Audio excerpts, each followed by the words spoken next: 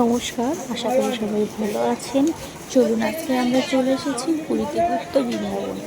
তা গুপ্ত বৃন্দাবনে আমরা গেছি, তা খুব সুন্দর একটা জায়গা। আপনারাও দেখুন, দেখে আপনাদেরও আশা করছি ভালো লাগবে। তো মন্দিরের প্রথমে ঢুকলাম টিকিট কেটে। টিকিটের মূল্য বেশি নয়, মাত্র 10 টাকা করে পার হেড। তা প্রথমেই একটা গণেশ মূর্তি আছে, খুব সুন্দর লাগলো। তারপর একটু প্রবেশ করে টিকিট দিলাম, টিকিটটা নিয়ে ভিতরে প্রবেশ করতে বললো। তো ওনার যেখানে টিকিট নিচ্ছিলেন সেখানে একটা শ্রী চৈতন্য দেব আমাদের মহাপ্রভুর একটা মূর্তি আছে। তারপর সেটা বেরিয়ে আমরা একটু এগিয়ে যেতেই আমাদের শ্রী শ্রী জগন্নাথের একটি মূর্তি আছে। তারপর সেটা পেরিয়ে আমরা দেখতে পেলাম ভগবান শ্রীকৃষ্ণের মন্দির। এখানে রাধাকৃষ্ণের বিগ্রহ রাখা আছে। তো এখানে শুনতেই পাচ্ছেন রাধাকৃষ্ণের গান হচ্ছে। তারপর এসে ভগবানের মূর্তি দেখতে পেলাম, সেটিকে দেখে আমরা সাইকেল গেট দিয়ে বেরিয়ে গেলাম। তো তারপরে দেখতে পেলাম, চলুন আপনারাই দেখুন ভগবান শ্রীকৃষ্ণ রাধাকৃষ্ণ একই সঙ্গে এখানে আছে। এই গুপ্ত বৃন্দাবনে এটি পুরীর সমুদ্রের পিছ থেকে অনেকটা দূর। এই মন্দিরের দেওয়ালের গায়ে অনেক ছবি আঁকা আছে, ঠাকুর দেবতাদের ছবি আঁকা আছে।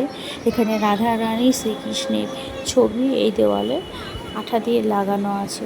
তো ভালোই লাগছে এখানে বেশ দেখতে, আমার তো বেশ ভালোই লাগছে। এখানে মা সরস্বতী দেবীর একটি মূর্তি আছে, মা এখানে দাঁড়িয়ে আছেন। খুবই ভালো লাগলো মাকে দেখে আমার। তারপর আরেকটু এগিয়ে গিয়ে আবার সেই শ্রী চৈতন্য দেবীর একটা মূর্তি আছে, খুব সুন্দর।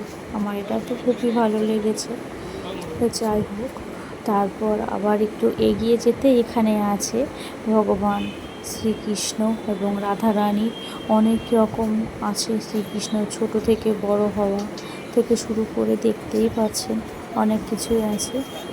এখানে একটা মন্দির আছে ছোট, সেটা পেরিয়ে গিয়েই ওইদিকে আমরা দেখব আরও অনেক কিছুই আছে।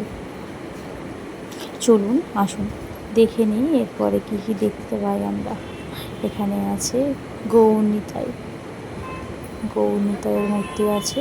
এটা অসাধারণ, সত্যি এত সুন্দর। বৃন্দাবনে না গিয়ে পুরীতেই দেখা যাচ্ছে বলুন, তাহলে পুরীতে আসলে পরে কিন্তু এটা দেখতে আসবেন। আমার তো বেশ ভালোই লেগেছে।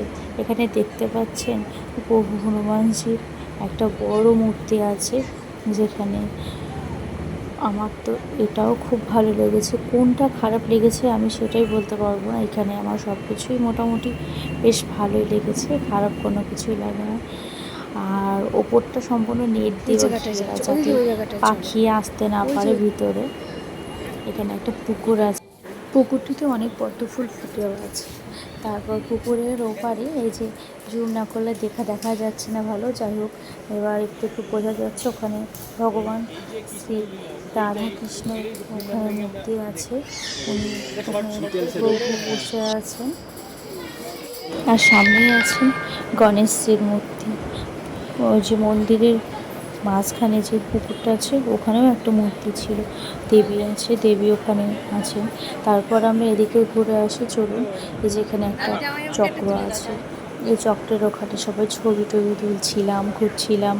তারপর একটু ঘুরে ফিরে চলে আসলাম আমাদের সিদ্ধিদাতা গণেশকে নমো করতে।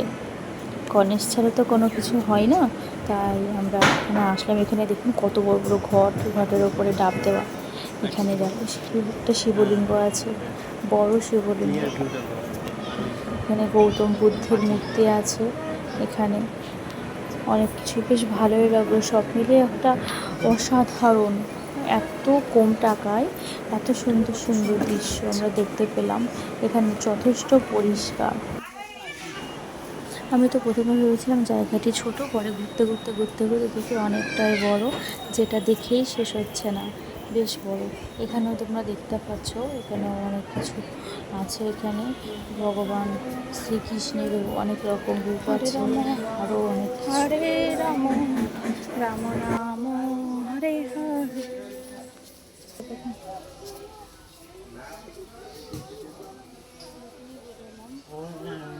দেখুন কত বড় বড় একটা আনারস, একটা পাখির মূর্তি আছে। তা একদম বেরিয়ে সামনের দিকে দেখতে, এটা শ্রী চৈতন্য দেবের মূর্তি। এটা বড়, অনেকটা বড়, কিন্তু এখানে পুরোপুরি কমপ্লিট হয়নি। আমি তো ভেবেছিলাম এখানেই শেষ, কিন্তু তাও শেষ নয়, এখানে এখনও আছে। তো দেখছিলাম আমরা, বেশ ঘুরে ফিরে বেশ ভালো লাগছিলো। আপনাদেরও বলছি, আপনারাও যখন যাবেন পুরীতে একটু দেখে আসবেন, একটু ভিতরে হলে পরে বেশ ভালো লাগবে। বৃন্দাবনে না গিয়ে পুরীতে বৃন্দাবন বলুন তো, এই যে দেখুন কত বড়, এখানে শ্রী চৈতন্য এখানে শুয়ে আছে। সত্যি আমার খুব ভালো লেগেছে, কি বলবো আপনাদের সঙ্গে। এখানে জগন্নাথ দেবের মূর্তি দেখুন, এই জগন্নাথ দেব ঠিক বলেছে, সবগুলোর নেই হাত, এটা যেমন হাত নেই, হাত আছে, প্রথমটা শুধু হাত ছিল। যদি টাটা একটুখানি সরকার পায়।